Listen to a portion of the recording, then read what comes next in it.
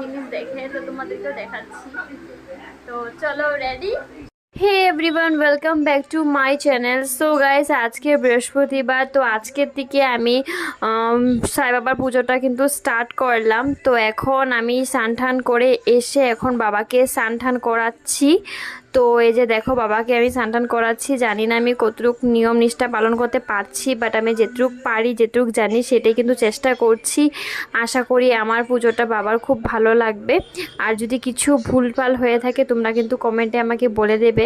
নিয়ম নিষ্ঠা আমি কিন্তু এত একটা জানি না, তো যেটুক জানি সেটাই কিন্তু মেনে আমি করছি বাবার পুজো। তো বাবাকে স্নান টান করিয়ে এখন বাবাকে রেডি টেডি করে আমি রেখে দিয়েছি আসনে, আর পুজো দিয়ে দিয়েছি। দেখো কীরকম লাগলো আমার পুজোটা, বহুত ভক্তি দিয়ে কিন্তু করেছি। তো তারপর এখন আমি রুটি আর সুজি খাচ্ছি। তো আজকে আমি সারাদিনে কিন্তু রুটি আর সুজি খেয়েই থাকবো। তো এখন আমার পুজো করা হয়ে গেছে, ব্রেকফাস্ট করা হয়ে গেছে। তো এখন আমি রেডি হয়ে নিয়েছি অফিস যাওয়ার জন্য। এখন বের হয়ে পড়লাম। আর আজকে কিন্তু আমি নতুন কুর্তি পরেছি, যেটা আমি সাপোর্টগ্রাম থেকে কিনে এনেছিলাম। সো আসার টাইমে পেপার বোট ম্যাঙ্গোর কিন্তু একটা নিয়ে এসেছি। এখন এটা খেতে খেতে কাজ করব।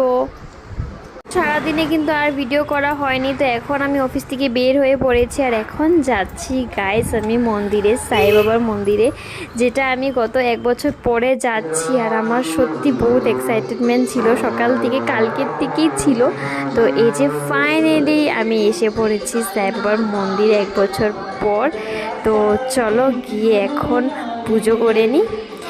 তো অনেক দিন পরে এসেছি, কিন্তু তার মনটা কিন্তু অনেক শান্তি লাগছে, মন্দিরটা দেখেই শান্তি লাগছে।